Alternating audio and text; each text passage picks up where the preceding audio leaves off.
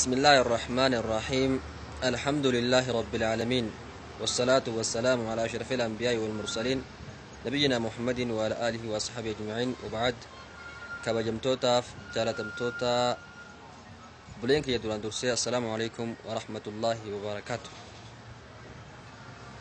خنت سؤال إن شاء الله تعالى بلينك يا رانتنا وهي يا عرفارة أقسمتي جالمه ويا رفاقبه إن شاء الله تعالى ولله خنافو ولي شر قرادا إرت ولا فرس نجن بارك الله فيكم. بلينك يا رب جل وعلا أيام الدنيا خنا والجالتسه أقسمت هالكنيس والجالتسه ساعتي اللي والجالتسه باتي اللي والجالتسه تقول جيا خنا اللي والجالتسه خنا خيسا أرانت نجا أكون بيكمو باتن نتخيسا جرو باتي ذو الحجارات باتنا خيستي قرنان درا خنا خيسا جالمي قبا خنرا أماس قيان سقلفا إن شاء الله تعالى قيان بورورا قيا كان جالمي قبو توهم صابي كمالا خرا جالمي قيا بورورا إن شاء الله تعالى ولله ربين قرنان كان جالمي ساراهي والفجر وليال عشر جرب جل وعلا فجر التقاقده إفقنا ما يتشول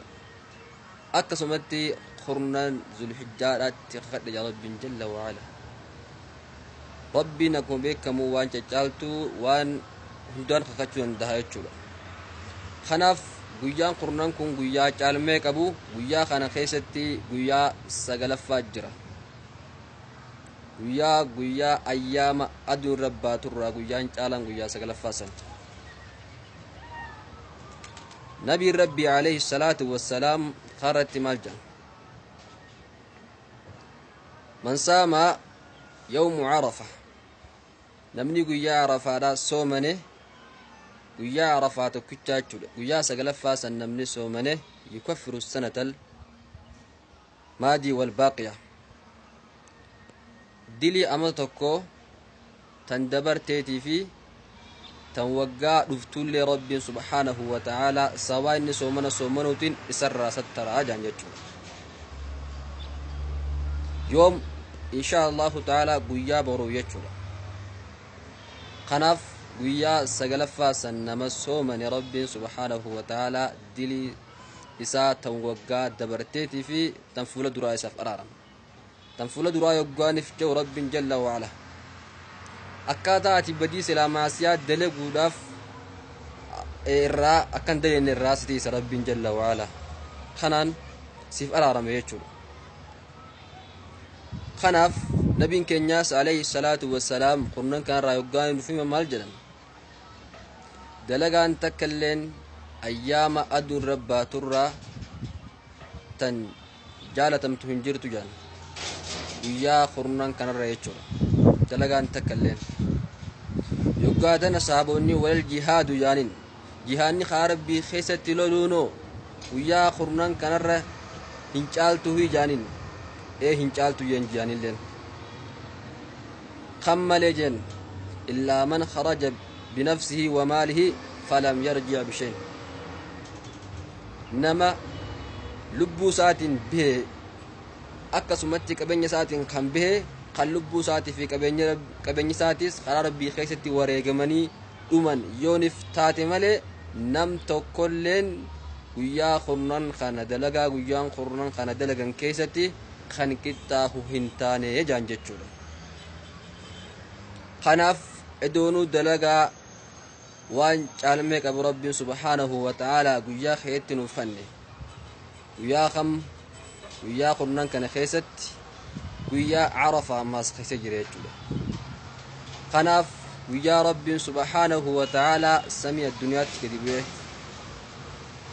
gabroottan isaarraa qeebalu guyyaa kana keessatti ammaas rabbiin subhaanahu wa ta'ala gabroottan garii ibiddarraa bilisa baasu kanaaf nuti guyyaa kana rabbii keenya dhaquudhaaf guyyaa kana fuula rabbii keenya qunnamuudhaaf wayin duratti jiru maali bulayyan kiyya soomanuu akkasumatti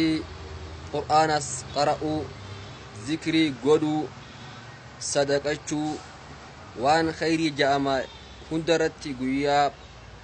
arafaa kan hirmaachuudha qabna. nutis rabbiin subhaanahu wa ta'ala warroota hajji hin dhaqin sadarkaa bikka jirutti mana jirutti rabbiin subhaanahu wa ta'ala carraa isaaf kanne jechuudha. akkuma warri hajji dhaqan laffaatii guddoo san laffaanii rabbii isaanii irraa rabbiin dilii isaanii akkasumatti irraa haqee akka nama arra dhalatetti deebisu jechuudha. nutis warra biyya jiruuf warra bikka daddaa jiruuf rabbiin carraa kaanuuf kanne guyyaa arafaa keetti akka dilii amata dabarteetii fi tan fuula duraallee nuuf araaramu jechuudha. kanaaf buleessa kiyya buleettiyya guyyaa arafaa kana soomana keenya soomanu nurratti barbaachisaadha. maaliif rabbii kee haala soomana qabduun qunnamuun waan hedduu bareeda. keettuu du'aan ammaas nama soomana qabuun ni qeebalama. kanaaf rakkoo furmaata barbaaduudhaaf rakkoo biyyaatii fi rakkoo dhuunfaatii fi rakkoo muslimaa hunda guyyaa baruu kana keessatti rabbii keenyatti himachuudha qabna guyyaa arafaa jechuudha. kanaaf hundi keenyaahu khayratti wabbaanee khayratti walaa qabnu sininjaa akkasii obboleeyyan kiyyaa guyyaan boru kun akkuma beekamu guyyaa caalmee guddaa qabu waan ta'eef guyyaan arafaa jechuudha. kanaafuu irratti haa hirmaachifnu hanqa dandeenyuun khayratti wal haa jabeessinuu. nabiin keenyas alayhi salaatu wassalaam yashiddu ba'duhu ba'dan jan muumintoonni gariin isaa garii jabeessa jaan jechuudha. kanaafuu rabbiinis jalla wa'alaa wadhakkir fa inna dhikraa tanfa'u almu'miniin jaa yaadachiisuun kan kee kun qalbii rabbitti amantu taatanii fayyadaa jaa wal yaadachiisuudhaafi. kanaaf insha allahu ta'ala buleeyyin kiyya waliif shargochuudhaan akkatti khayri tarmannu sininjaa khayri khaytti nuuf jiraadhaadha. hanqa sagantaa birootti walitti deebinutti khayri khaytti nuuf tura. بارك الله فيكم والسلام عليكم ورحمة الله وبركاته.